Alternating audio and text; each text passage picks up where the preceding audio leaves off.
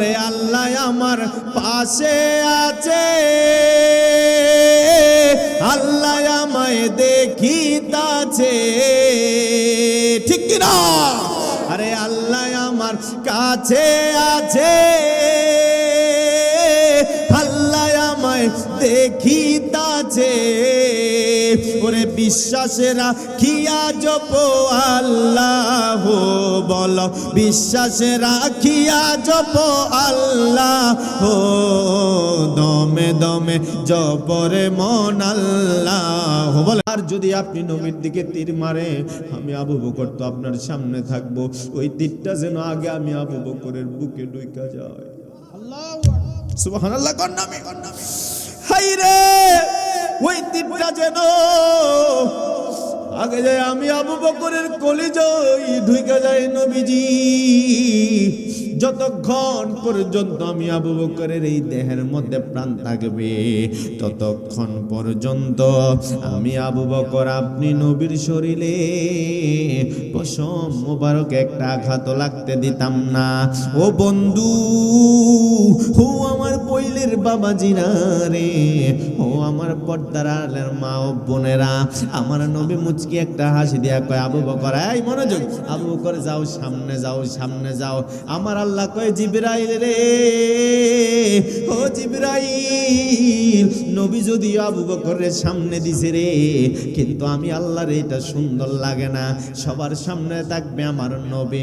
আবু বকর একটু পরে সামনে তাকায়, একটু পরে আবার পিছনে তাকায়, আবার সামনে তাকায়, আবার পিছনে তাকায়। আমার নবী কয়, আবু বকর কি হইছে রে, কি হইছে?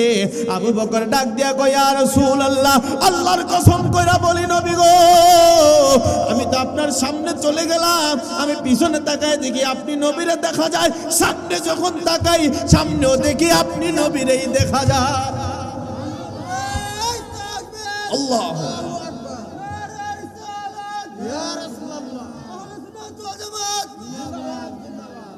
মারহাবা বলেন। আমি পিছনে দেখি আমার নবী, সামনেও দেখি নবী। ও নবী, নবী কয়, বুঝো নাই, তুমি যদিও আমার সামনে, আমার আল্লাহ কয় না না না, আমার নবীর সামনে আমি আল্লাহ কাউরে বরদাস্ত করি না। জবান খোলে কন্যা সুবহানাল্লাহ। আমি তোমার প্রেমের ভিখারি ইয়া রাসূলুল্লাহ, আমি তোমার প্রেমের ভিখারি, বল আমি তোমার প্রেমের ভিখারি। জোরে বাজান, একটু হাতটা তোলেন, হাতটা তোলেন, হাতটা এবার নাড়া দেন। আপনি বলবেন হুজুর হাত কেন তোলাইতেছেন? শুনেন, আল্লাহ বলে, আল ইয়াউমা নাখতিমু আলা আফওয়াহিহিম ওয়া তুকাল্লিমুনা আইদিহিম ওয়া তাশহাদু আরজুলুহুম বিমা কানু ইয়াকসিবুন। হাসরের দিন আল্লাহ আমাদের জবানে তালা মেরে দিবে, ওই দিন আমাদের হাত আল্লাহর কাছে কথা বলবে। ওয়া তাশহাদু আরজুলুহুম, আমাদের পাগুলো আল্লাহর কাছে ওই দিন বিচার দিবে, সাক্ষী দিবে আমাদের বিরুদ্ধে। এই হাত দিয়ে আমি কি করছি সেদিন হাত কথা বলবে। এই হাত দিয়ে আমি কারে অন্যায়ভাবে থাপ্পড় মারছি, কারে অন্যায়ভাবে কার কাছে ডাব চুরি করছি, পেয়ারা চুরি করছি, এই হাত সেদিন আল্লাহর কাছে বিচার দিবে। এই পা দিয়া কি আমি মাহফিলে আসছি, নাকি আমি গান বাজনার আসরে গেছি, নাকি সিনেমা হলে গেছি, নাকি আমি বন্ধুদের সাথে আড্ডা দিতে গেছি, এই পা সেদিন আল্লাহর কাছে আমাদের বিরুদ্ধে সাক্ষী দিবে। তো আজকে যদি হাতটা উঠায় দেন, সেদিন তো মুখে তালা থাকবে, ওই দিন হাতটা আল্লাহকে বলবে, আল্লাহ এই 28 তারিখ পৈলের ঘরের পর আশিকে রাসূলেরা তোমার নবীর নাচ শুনে হাতটারে পতাকা বানাইছিল। জোরে কোন সুবহান। দেখো হাতটা, দুইটা হাত উঠায়া একটা আওয়াজ দিয়ে বলে, আমি তোমার প্রেমের ভিখারি ইয়া রাসূলুল্লাহ, আমি তোমার প্রেমের ভিখারি ইয়া রাসূলুল্লাহ, ইয়া হাবিবাল্লাহ, আমি তোমার প্রেমের ভিখারি। তোমার প্রেমে গো রাসূল, তোমার প্রেমের গো রাসূল, নাই যে তুলনা, নাই যে তুলনা গো রাসূল, নাই যে তুলনা। ওরে তোমার প্রেমে জিন্দা হইল, তোমার প্রেমে জিন্দা হইল উস্তুনে হান্নানা ইয়া রাসূল, আমি তোমার প্রেমের ভিখারি। বলেন আমি তোমার প্রেমের ভিখারি ইয়া রাসূলুল্লাহ, আমি তোমার প্রেমের ভিখারি। হে যাব ঠাও দিদার দেখাও, ধন্য করো মুরে, ধন্য করো মুরে গো রাসূল, ধন্য করো মুরে। হে যাব ঠাও দিদার দেখাও, ধন্য করো মুরে, ধন্য করো মুরে গো রাসূল, ধন্য করো মুরে। তোমার দিদার বিহনে, তোমার দিদার বিহনে পরাণ যে বাঁচে না ইয়া রাসূলুল্লাহ। আমি তোমার প্রেমের ভিখারি, বলেন আমি তোমার, জোরে ইয়া রাসূলুল্লাহ, আমি তোমার প্রেমের ভিখারি।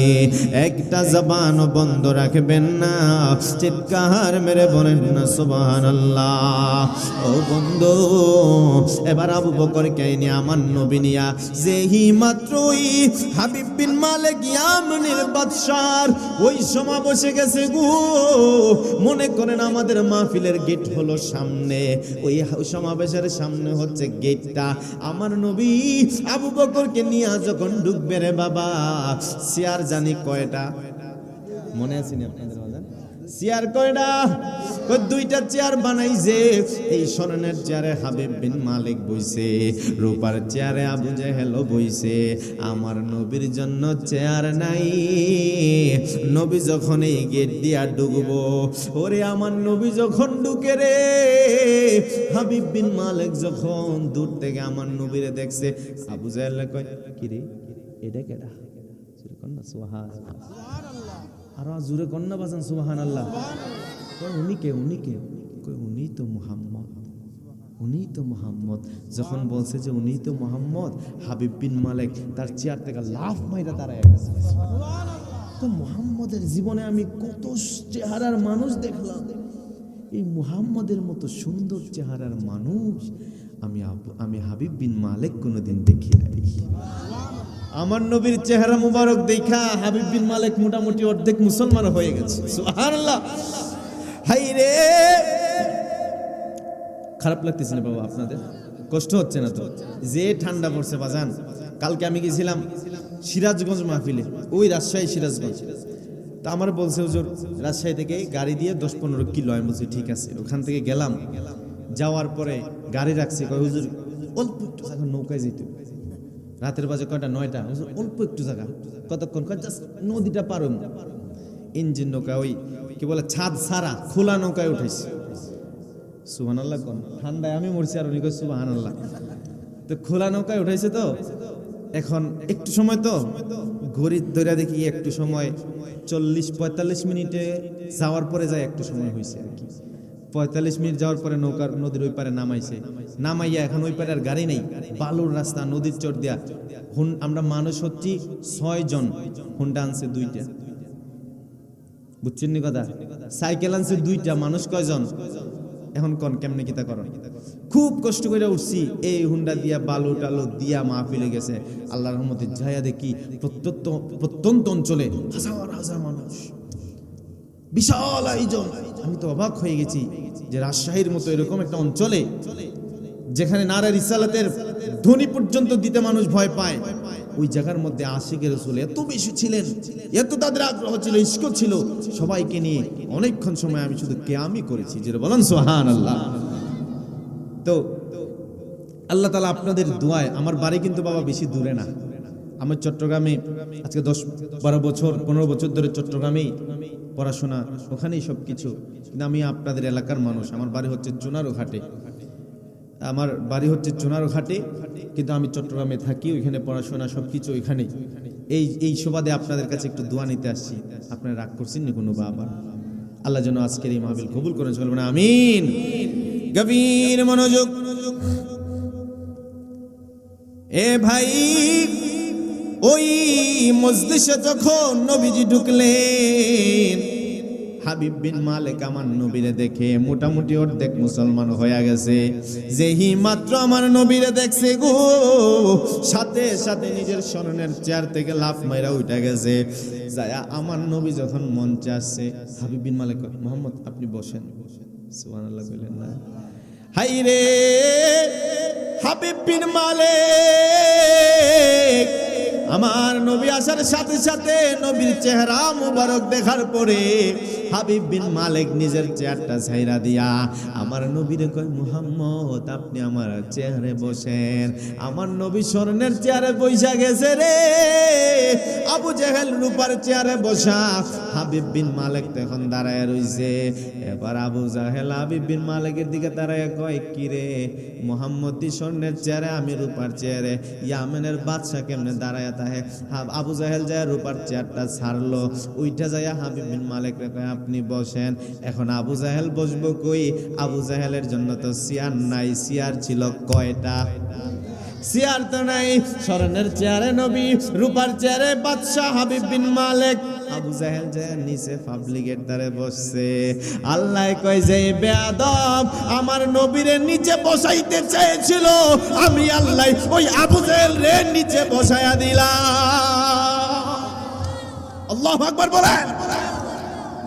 তো যুগে যুগে যারা আল্লাহর রাসূলের সম্মান ছোট করতে যায়, নবীর মান ইজ্জত ছোট করতে যায়, নবীর মান ইজ্জত তো কিছুই কমবে না, বরং যারা নবীর ইজ্জত নিয়ে খেলে আমার আল্লাহ তাদের সম্মান, তাদের ইজ্জত জমিনে কমায়া দেয়।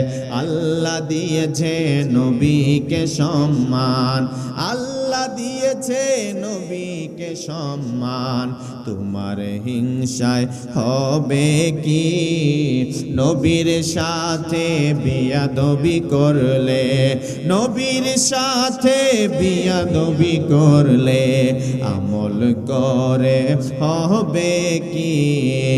একটা জবান বন্ধ রাখবেন না, চিৎকার মেরে বলেন ঠিক কিনা? ও বন্ধুরে, এবার হাবিব বিন মালিক যখন বসলো রূপার চেয়ারে, আল্লাহর হাবিব বসলেন স্বর্ণের চেয়ারে।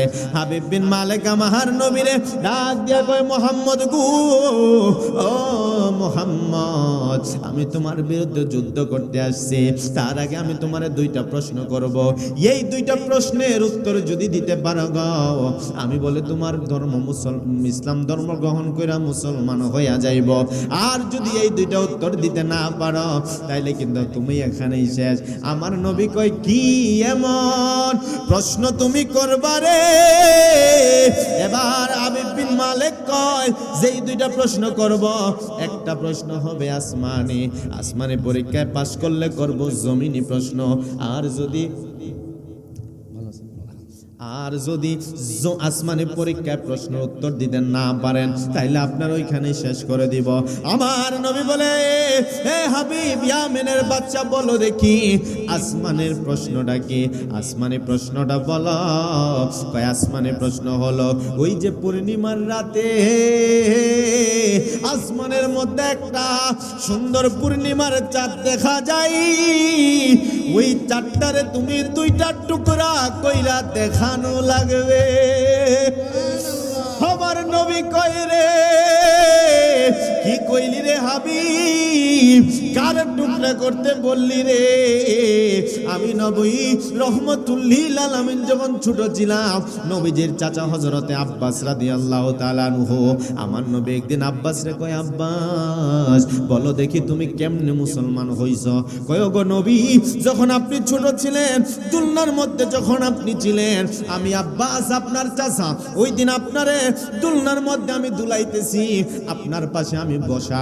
হঠাৎ করে পূর্ণিমার রাতে আমি তাকাইয়া দেখি আসমানের চাঁদ একবার ডানে যায়, আসমানের চাঁদ একবার বামে যায়, আসমানের চাঁদ একবার সামনে লাফ মারে, একবার আবার পিছনে আয়। ও আমার পৈলের বাবা, হবিগঞ্জের বাবা, বলেন দেখি এখন যদি আপনি দেখেন আসমানের চাঁদ লাফালাফি করে, ভয়ে আমরা বলবো মনে হয় কিয়ামত হইয়া যাবে, ঠিক কিনা বলেন না?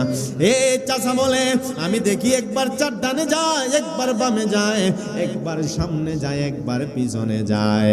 আমি তো ভয় পাইয়া গেছি, কি হইল রে, চাঁদ কেন দৌড়াদৌড়ি করে?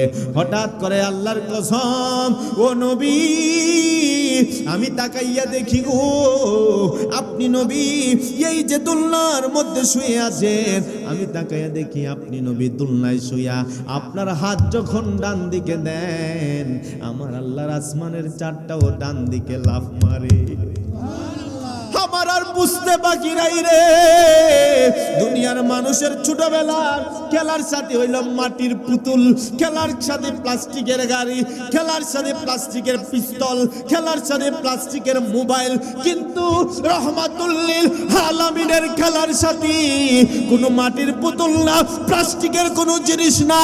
আমার নবীর খেলার সাথে ছিল আমার আল্লাহর আসমানের চাঁদ। আল্লাহু আকবার।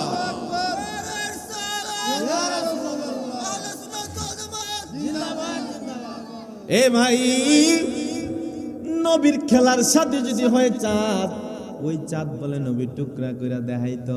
নবী কয় হাবিবি রে, এই ছোটবেলায় তো এই চাঁদের লগে আমি খেলছি, তুমি কি কইলা এই চাঁদ বুঝি আমি টুকরা কইরা দিতাম। নবীজি তর্জনী মুবারক এই চাঁদের দিকে হাতটা বাড়াইছে, বাড়ানোর পরে হাত দিয়ে একটা ইশারা করছে। যেহি মাত্র ইশারা করছে গো, আসমানের চাঁদ দুই টুকরা হইয়া দুইটা পাহাড়ের উপর পড়ে গেছে। আবু জাহেল কয় খাইছে রে, কেমনে সম্ভব রে? মুহাম্মদ আসমানের চাঁদ দুইটা টুকরা করছে কেমনে? মুহাম্মদ কয় এটা আমি মানি না। ও হাবিব বিন মালেক, আপনি একটু বলেন তো মুহাম্মদ রে, চারটা যেন আবার জোড়া লাগাইয়া দেয়। আপনারা কোন যে এই নবী জমিনে দাঁড়াইয়া চার টুকরা করতে পারে, ওই নবী কি জোড়া লাগাইতে পারে না? আবু জাহেলের ওই যে তকদির খারাপ হইলে, কোপালে না থাকলে বাজান যা হয় আর কি। আর কোপাল যদি তকদির যদি ভালো হয়, উমরের মতো নবীরে মারতে যায়া কালমা পড়ে মুসলমান হয়ে যায়। আর তকদির খারাপ থাকলে আসমানের চাঁদ দুই টুকরা করার পরে সচক্ষে দেখার পরেও আমার নবীর উপর ঈমান আনে। কয় কোন দেখি একটু টুকরা জোড়া লাগাই দিতে। আচ্ছা, যেই নবী টুকরা করতে পারে ওই নবী বুঝি জোড়া লাগাইতে পারে না? আমার নবী আবার একটু ইশারা দিলেন, চারটা আবার জোড়া লেগে গেছে। সুবহানাল্লাহ। হাই রে, ওই হাবিব বিন মালিক কয় আর বুঝতে বাকি নাই, এই মুহাম্মদ সাধারণ কোনো মানুষ না, এই মুহাম্মদ সাধারণ মানুষ হতে পারে না। আর বুঝতে বাকি নাই, মুহাম্মদ আল্লাহর পয়গাম্বর। আমার নবী ডাক দিয়া কয় হাবিব বিন মালিক রে, এবার বলো দেখি তোমার 2 নাম্বার প্রশ্নটা কি? যেটা জমিনি প্রশ্ন। হাবিব বিন মালিক কয় আমার 2 নাম্বার প্রশ্ন হলো, বলেন দেখি এই মুহূর্তে আমার মনের ভিতরে সব থেকে বড় কষ্টের জিনিসটা কি? আমার মনে সব থেকে বড় দুঃখের জিনিসটা কি? সব থেকে বড় টেনশনের জিনিসটা কি? আপনারা বলেন দেখি, মনের খবর জানে কে? জোরে বলেন, আমাদের মনের খবর জানে কে? ওরে আল্লাহ আমার পাশে আছে, আল্লাহ আমায় দেখিতাছে, ঠিক কি না? আরে আল্লাহ আমার কাছে আছে, আল্লাহ আমায় দেখিতাছে।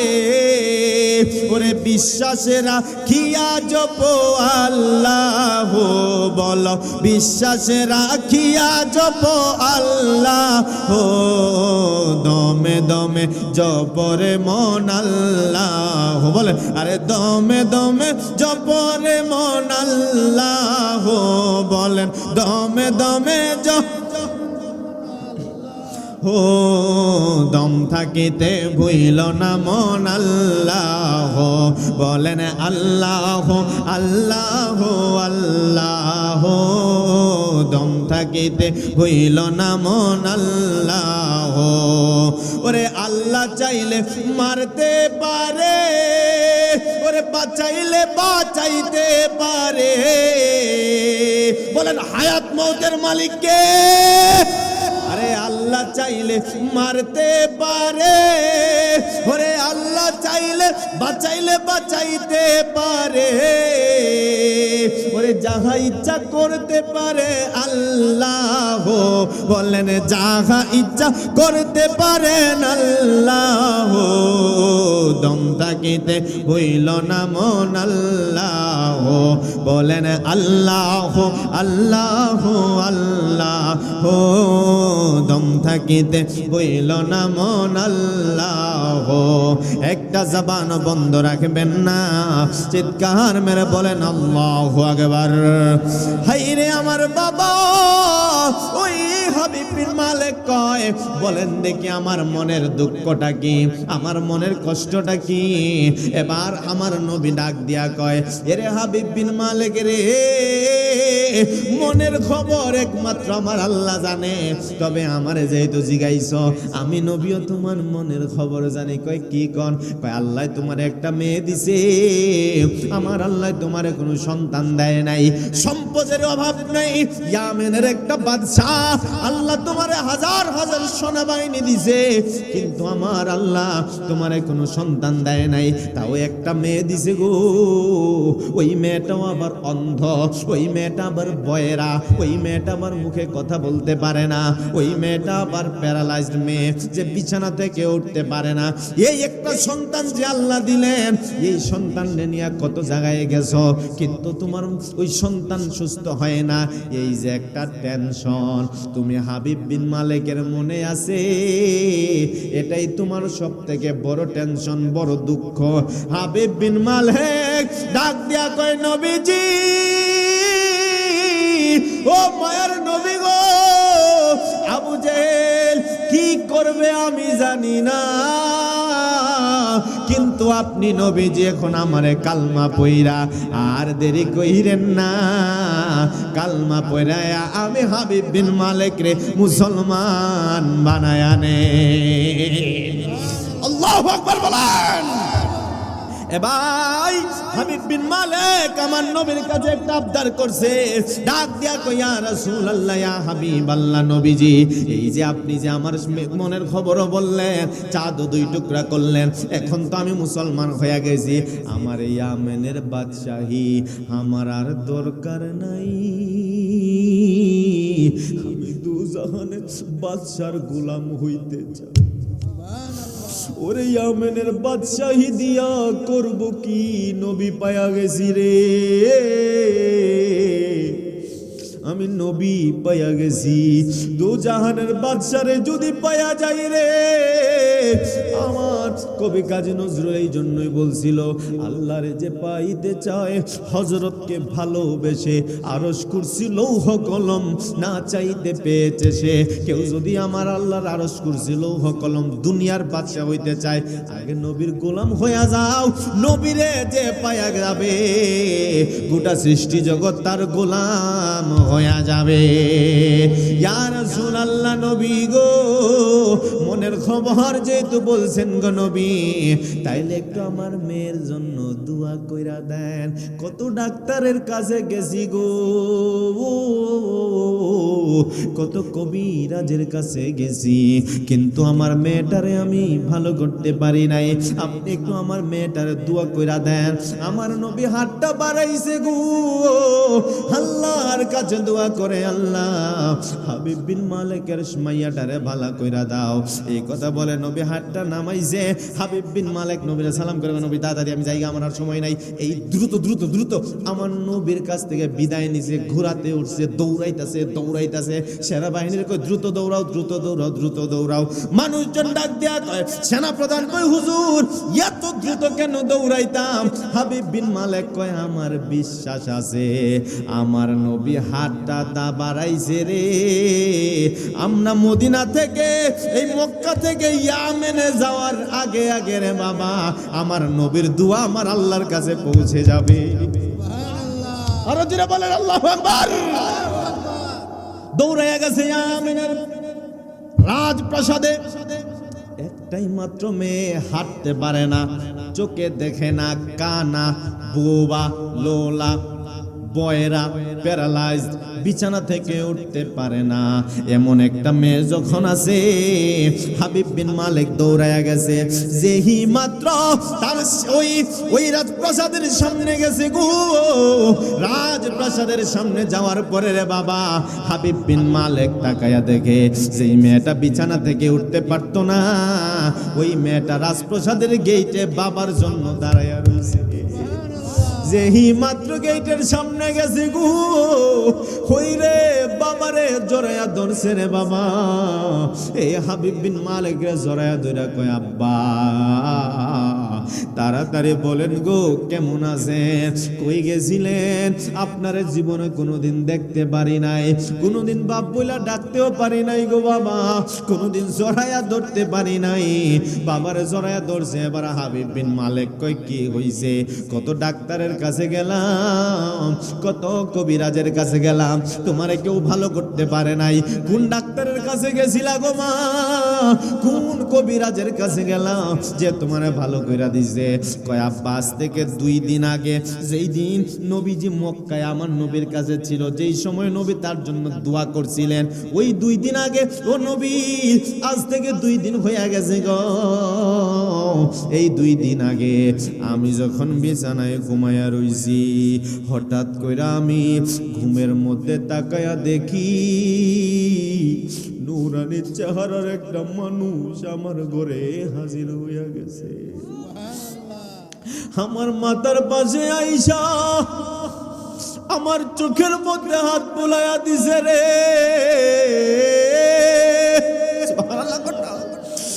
আমার মাথার পাশে আইসা চোখের মধ্যে হাত বুলাইয়া দিছে। আমার চোখের মধ্যে হাত বুলাইয়া দেওয়ার পরে আমি দেখি এখন আমি সব কিছু দেখতে পাই। কয় হাতে একটু থুথু নিয়া আমার জিহ্বার মধ্যে লাগাইয়া দিছে। এখন দেখি আমার জবান দিয়াও কথা বের হয়, আমার কানে ধরছে, আমার মাথায় হাত বুলাইয়া দিছে। এখন দেখি আমি ওইটা দাঁড়াইতেও পারি, সব কিছু শুনি। ও বাবা জানি না কেডা গো, জীবনে জানি না এত সুন্দর মানুষ আল্লাহর আসমানের নিচে আছে কিনা আমি জানি না, কিন্তু তারে যখন দেখলাম আমার একটা কথা বলছিল, সেই মুহূর্তে আমার একটা কথা বলছে, ও মা তুমি এই প্রাসাদে ঘুমায়া কি করবা গো মা? তোমার বাবা তো এই মুহূর্তে, তোমার বাবা মক্কায় মুসলমান হয়ে গেছে। ও আব্বু আমি জানি না আপনি মুসলমান হইছেন কিনা গো, কিন্তু এই লোকটা যখন এই কথা বলছে, আমার লোকটার কথাটা সত্যি মনে হইছে। আমি আর দেরি করি নাই, আমি সাথে সাথে ওই মুহাম্মদের হাতে হাত রাখা মুসলমান হইয়া গেছি। ইয়া রাসূলুল্লাহ বলে, নবী একই সময়ে মক্কায়, একই সময়ে ইয়ামেনের প্রাসাদে আসতে পারে কি পারে না? আরে নবীর গোলামের যিনি হলেন আব্দুল কাদের জিলানী বলে, আমি সাহাবায়ে কেরামদের গোড়ার পায়ের ধুলার সমান হতে পারি নাই। ওই আব্দুল কাদের জিলানী একদিন 70টা ঘরে একই সময় ইফতার করছে। লোকেরা যায় জিগায়, হুজুর কেমনে সম্ভব? 70 ঘরে আপনি কেমনে গেলেন? 70 জনরে নিয়ে গেছে কুল গাছের নিচে, বড়ই গাছের নিচে। কই উপরে তাকাও, সবাই উপরে তাকাইছে, তাকায়া দেখে বড়ই গাছের প্রত্যেকটা পাতায় পাতায় আব্দুল কাদের জিলানীরে দেখা যায়। আব্দুল কাদের জিলানী যদি একই সময়ে 70টা করে উনি ইফতার করতে পারে, আমার নবী একই সময়ে মক্কায়, একই সময়ে ইয়ামনের প্রাসাদে আসতে পারে কি পারে? হাত তুলে বলেন পারে কি না? এই ক্ষমতা নবীকে দিয়েছেন কে? তো আল্লাহ যদি নবীর ক্ষমতা দেয়, দুনিয়ার কোন মানুষ যদি নবীর ইজ্জত কমাইতে চায়, কমাইতে পারবে? জোরে বলেন পারবে? ওই নবীর উম্মত আপনি আর আমি, হ্যাঁ ওই নবীর উম্মত। হাসরের ময়দানে বিপদে পড়ে যাবেন নবী ছাড়া, ওই দিন নবী ছাড়া বিপদে পড়ে যাবেন। ওই দিন আপনার জীবন তরি ডুবে যাবে। হ্যাঁ, নবীরে যদি আপন করে নিতে পারেন হাসরের দিন, আরে আল্লাহ, আচ্ছা আল্লাহর জন্য মিজান পুলসিরাতের দরকার আছে? আল্লাহ নাই তো, আল্লাহ তো জানে আমার আমল কতটুকু, জানে না?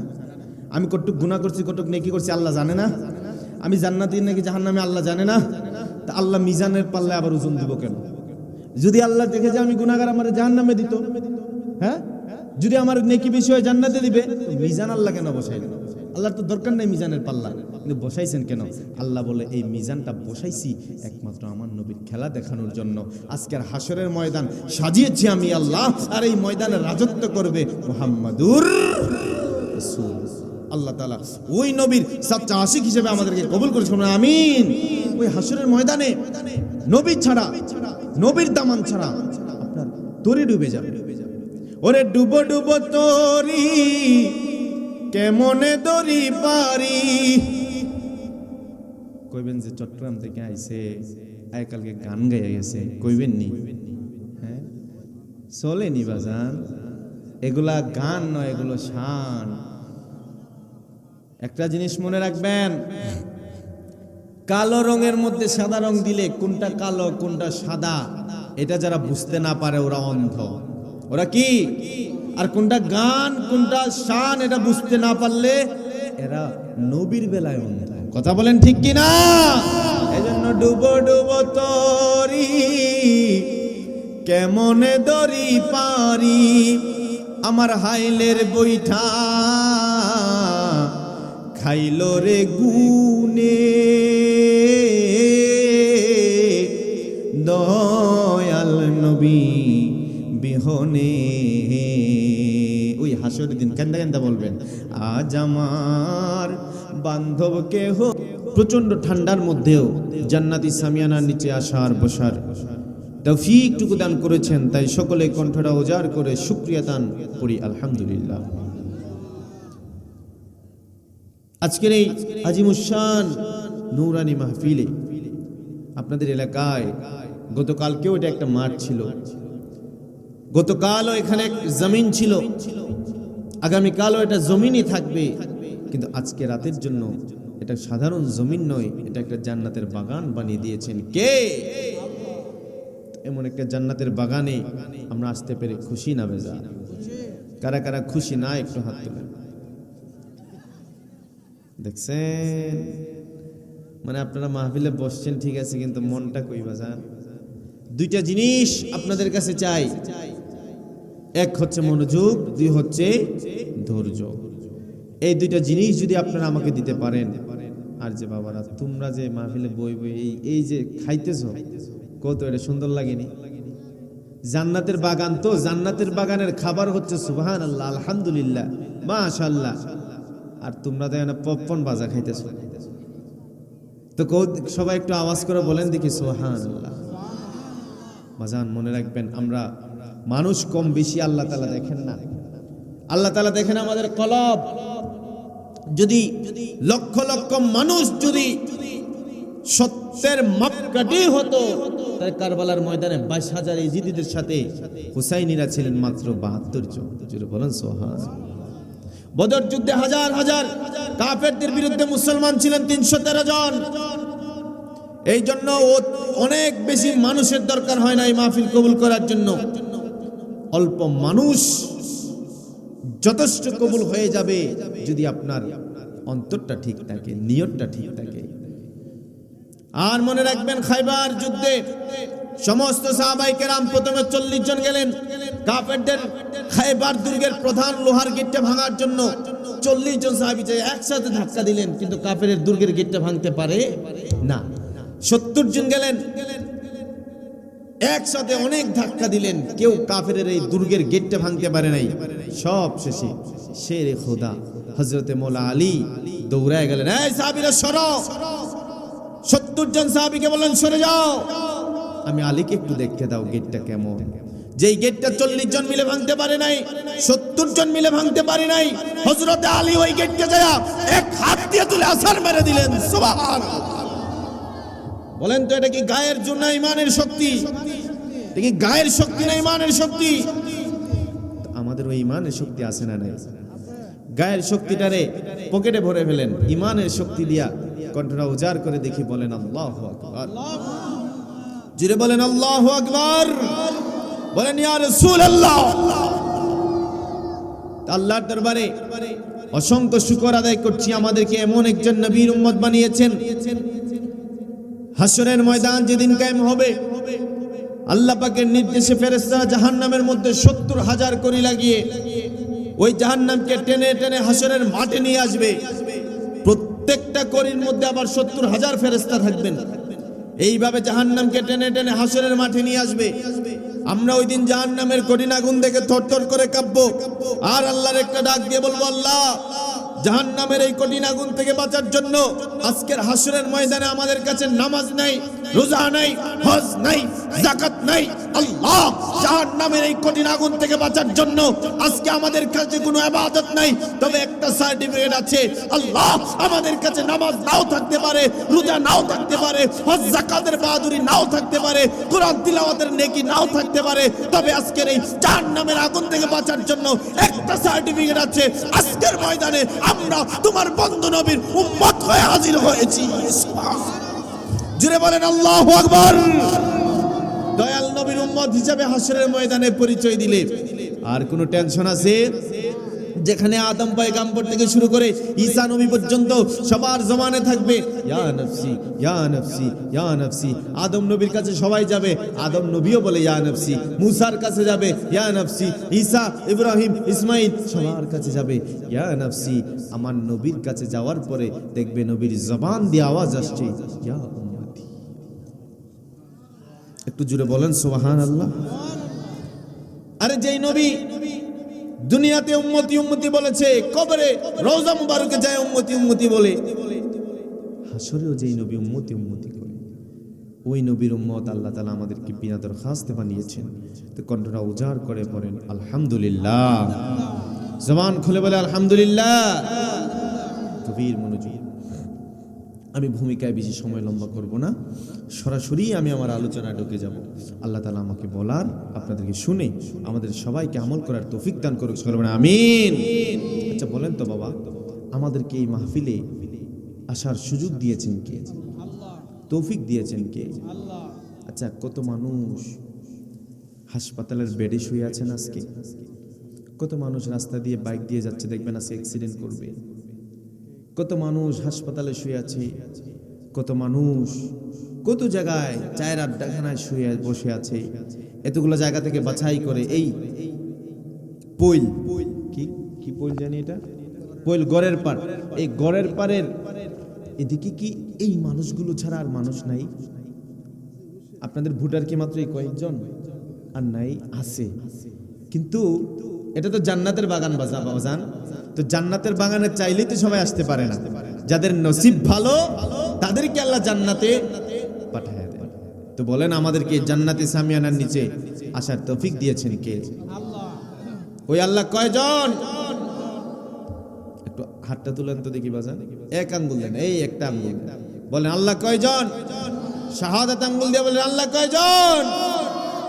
এই নামান হাতটা যে তুলাইলাম, এই যে আঙ্গুল দিয়ে একটা ইশারা দিলেন আল্লাহ একজন, এটা কিন্তু এমনি এমনি তুলি নাই। আপনি যখন আল্লাহর সাক্ষী দেওয়ার জন্য যখন এই আঙ্গুলটা আল্লাহর জন্য উঠায় নেবেন, আপনার আঙ্গুলটা সাধারণ আঙ্গুল থাকে না, ওই আঙ্গুলটা হযরত বেলালের আঙ্গুলের সাথে মিলে যায়।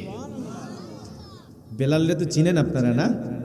যিনি অনেক কালো ছিল, অনেক খাটো ছিল, নাকটা ছিল বোচা, খাটো ছিল।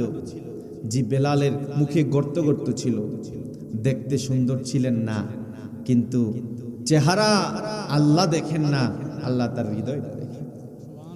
বেলাল যখন মুসলমান হয়ে গেলেন, আল্লাহর কালমা পড়েন, রাসূলে পাকের জিকির করেন, রাসূলে পাকের কালমা পড়েন, শেষ।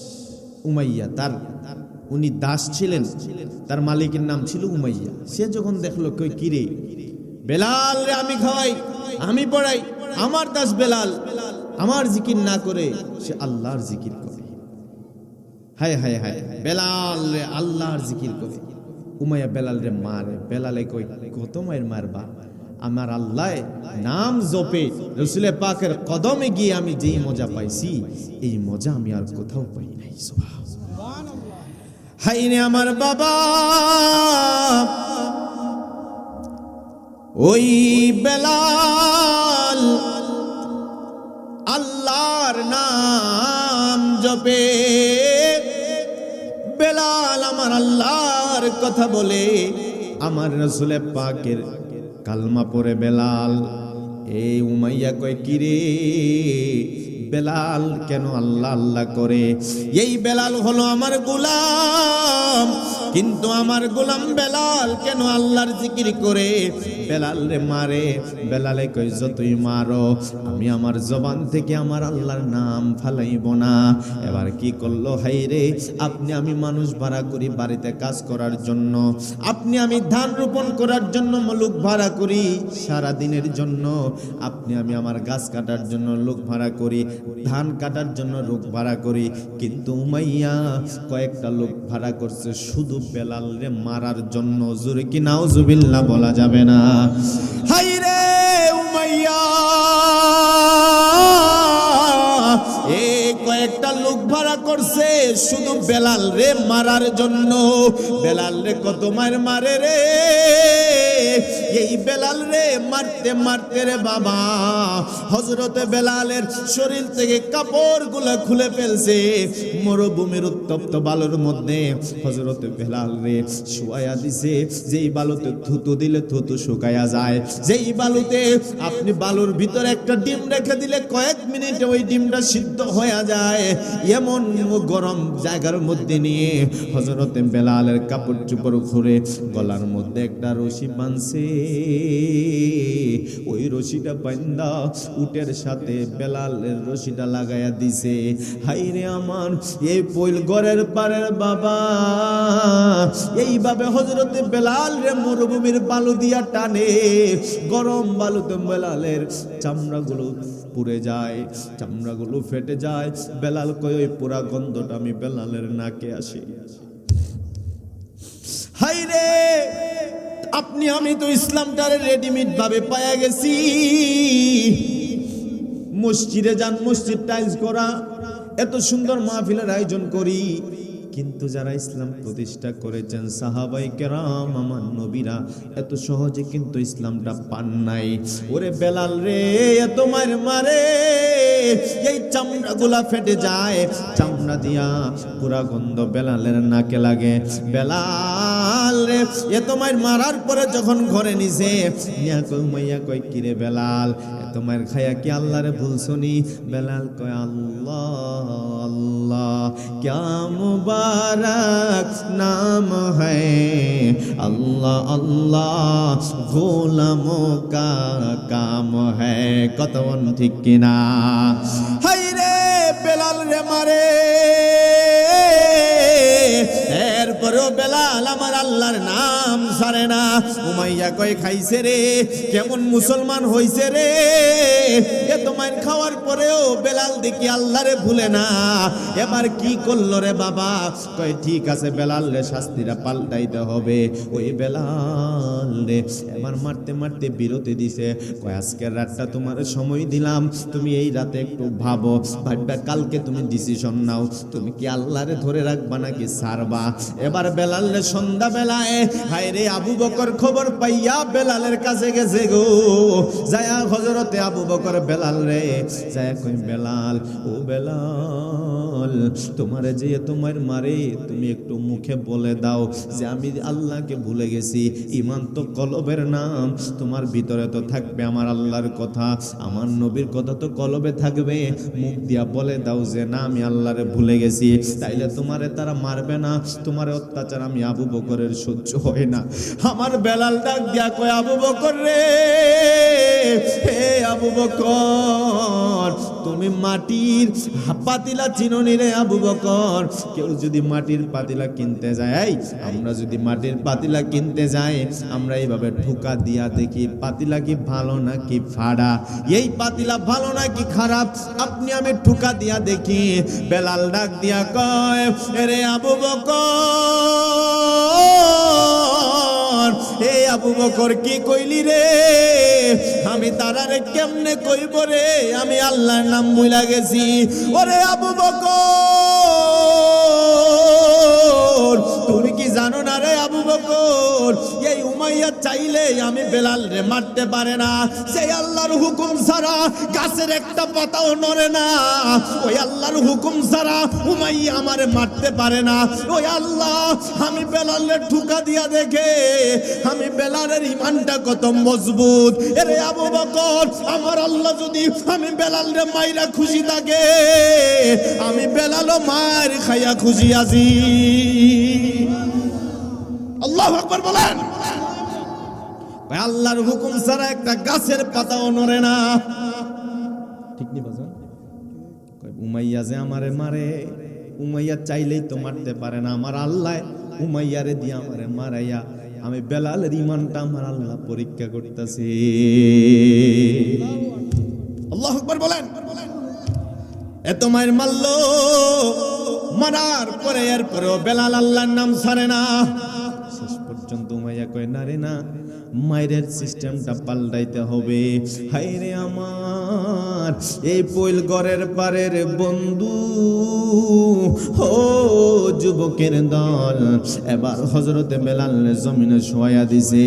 জমিনে শোয়াইয়া বেলালের দুই হাত দুইটা পাথরের সাথে বাঁধছে, দুইটা পা দুইটা পাথরের সাথে বাঁধছে। প্রায় 7-8 জন ধরে বড় একটা পাথর হাতে নিয়া হযরতে বেলালের বুকের মধ্যে রাখে। বেলালের বুকের চাপে বেলালের জবান বন্ধ হয়ে যায়। বুকে যখন চাপ লাগে বেলালের জবান দিয়া কথা বের হয় না। বেলালে তখন আল্লাহ আল্লাহ জিকির কইরা কান্দে রে। এখন বেলালের বুকে বিশাল বড় পাথর। বেলাল তো আমার আল্লাহরে ডাকতে পারে না, বেলালের জবান দিয়া কথা বের হয় না। ইন দা মিন টাইমে বেলাল আমার আল্লাহরে মনের ভাষা দিয়া কয়, ও আমার আল্লাহ গো, তুমি আমি বেলালের উপর গুসা কইরো না গো আল্লাহ। আমি বেলাল চাইলেও জবান দিয়া তোমার নামটা নিতে পারতেছি না, তবে আমি এই মুহূর্তে আমার ঈমানের পরীক্ষায় আমি এই কাফেরদেরকে দেখাইয়া দিতে চাই, উমাইয়ারে দেখাইয়া দিতে চাই। এমন কঠিন পরিস্থিতিতেও আমি আল্লাহর সাক্ষী দিয়া যাইব। যদিও আমি বেলালের জবান দেওয়ার আওয়াজ বের হয় না, হযরতে বেলাল সাথে সাথে নিজের হাতের শাহাদাত আঙ্গুল এইভাবে উপরের দিকে বাড়াইয়া আমার আল্লাহর সাক্ষী দিয়া দিছে।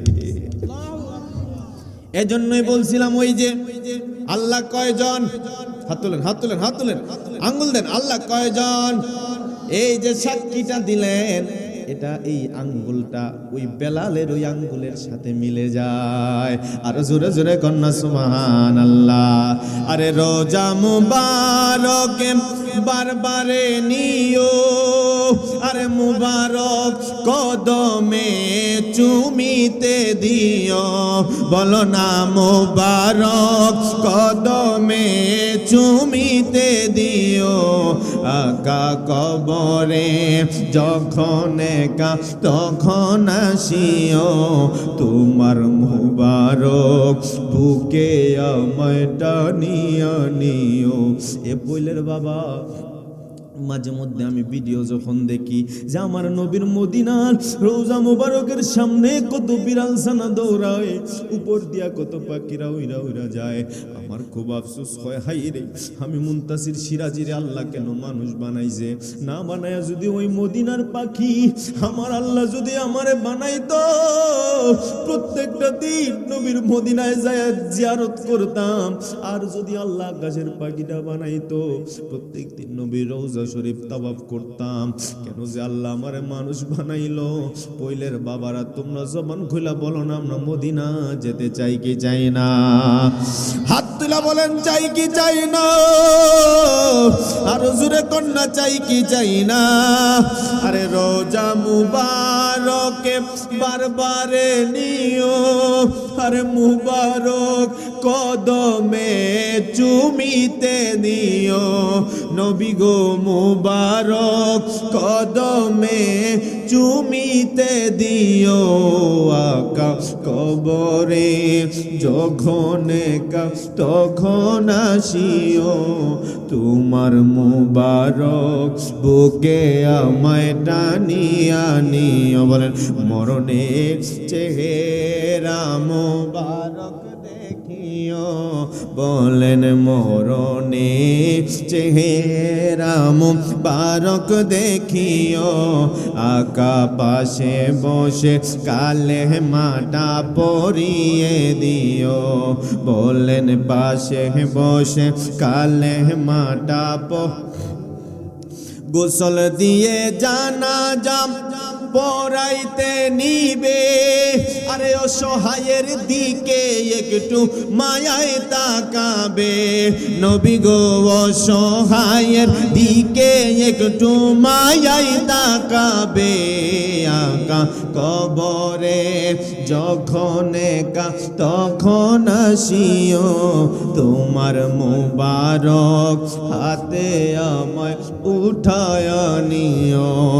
একটা জবান বন্ধ রাখবেন না, চিৎকার মেরে বলেন না সুবহানাল্লাহ।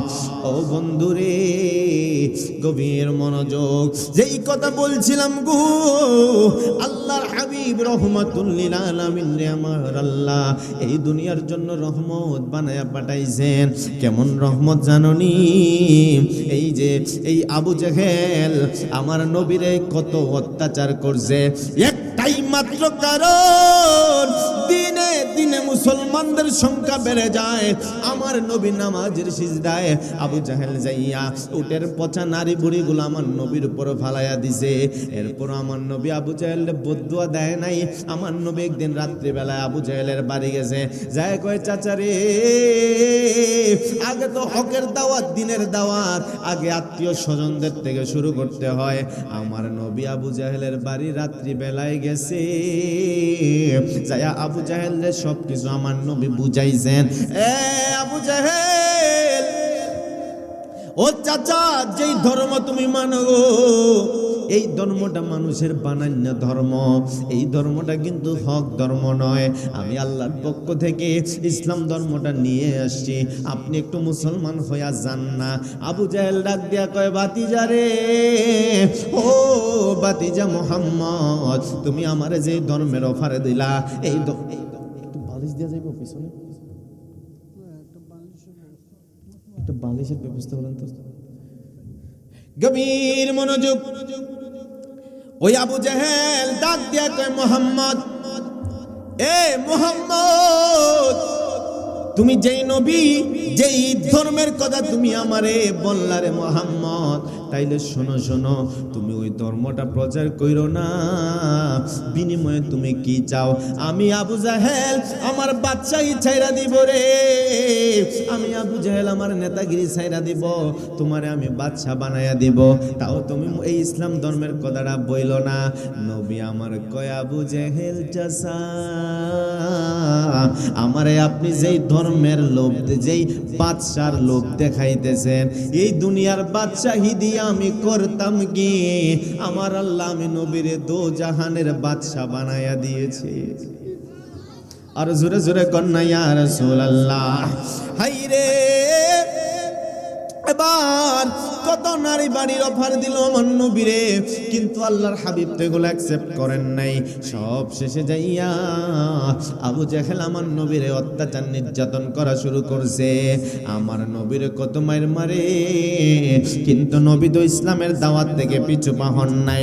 আবু জাহেল শেষ পর্যন্ত ইয়ামেনের একজন বাদশাহ, যে বাদশার নাম হলো হাবিব বিন মালিক, ওই হাবিব বিন মালিকের কাছে একটা চিঠি লিখছে।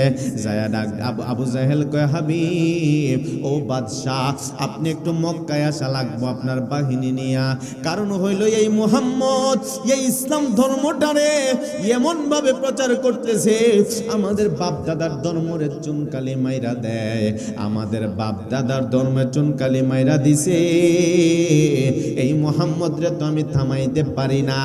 এই ইয়ামেনের বাদশা গো, আপনি আর দেরি করবেন না, আপনি আপনার বাহিনী নিয়ে আসেন মুহাম্মদের বিরুদ্ধে যুদ্ধ করতে।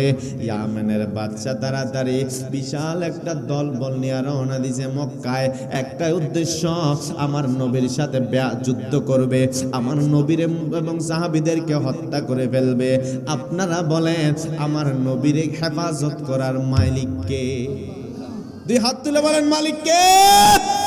হাইরে, হাবিব বিন মালিক আবু জাহেল বলে, তুমি বিশাল একটা সমাবেশের আয়োজন করবা, একটা স্টেজ করবা, ওইখানে আমি মুহাম্মদ রে ডাকবো, মুহাম্মদের রে আমি কয়টা পরীক্ষা করব, যদি মুহাম্মদ আমি হাবিব বিন মালিকের এই পরীক্ষায় পাস করতে পারে গো বাবা, তাইলে আমি মুহাম্মদ রে মাফ করে দিব। আর যদি মুহাম্মদ পরীক্ষায় পাস করতে না পারে, এত সব মানুষের সামনে আমি মুহাম্মদ রে হত্যা করব। এবার আবু জেহেল বিশাল বড় প্যান্ডেল বানাইলো, বিশাল বড় স্টেজ বানাইলো। ওই স্টেজের মধ্যে চেয়ার রাখছে 2টা। আজকের স্টেজের সামনেই চেয়ার আছে কয়টা? 4টা। পিছনে চেয়ার অনেকগুলা, কিন্তু ওই মঞ্চের মধ্যে আবু জেহেল চেয়ার রাখছে কয়টা? জুড়ে বলেন কয়টা? 2টা চেয়ার রাখছে। একটা চেয়ার হলো স্বর্ণের, আর একটা চেয়ার হলো রূপার। আবু জেহেলের উদ্দেশ্য হলো স্বর্ণের চেয়ারে বসবে ইয়ামেনের বাদশাহ হাবিব বিন মালিক, আর রূপার চেয়ারে আমি আবু জেহেল বসবো। এইভাবে যখন ইয়ামেনের বাদশাহ বিশাল সেনাবাহিনী নিয়ে আসছে, ও এই সেনাবাহিনী রে, এই হাবিব বিন মালিক যখন আসছে, হাবিব বিন মালিক বসছে স্বর্ণের চেয়ারে, আর রূপার চেয়ারে আবু জেহেল বসছে। কিন্তু আমার নবীর জন্য কোন চেয়ার বানায় নাই। জোরে কন্যা বাজান নাউজুবিল্লাহ। হাই রে, যেই নবীর জন্য আমার আল্লাহ মাকামে মাহমুদের সিংহাসন বানায় রাখছে, ওই নবীর জন্য আবু জেহেল কোন চেয়ার বানায় নাই। আবু জেহেলের উদ্দেশ্য হলো, কয় মুহাম্মদ যদি আসে আমি বসবো রূপারটায়, ইয়ামেনের বাচ্চা বইব স্বর্ণেরটায়, আর আবু জেহেল আর মুহাম্মদ বইব নিচে। জোরে কন্যা নাউজুবিল্লাহ। আবু জেহেলের দেখছেন নি, চিন্তা করছেন নি? স্বর্ণেরটাতে বসবে ইয়ামেনের বাদশা, রূপারটাতে আমি বসবো, আর মুহাম্মদ যখন আইবো ওরা আমি নিচে বসে দিব। জোরে কন্যা নাউজুবিল্লাহ। আচ্ছা আপনি বলেন, আমার আল্লাহ কি এটা সহ্য করবে? জোরে বলেন, আল্লাহ কি এটা সহ্য করবে?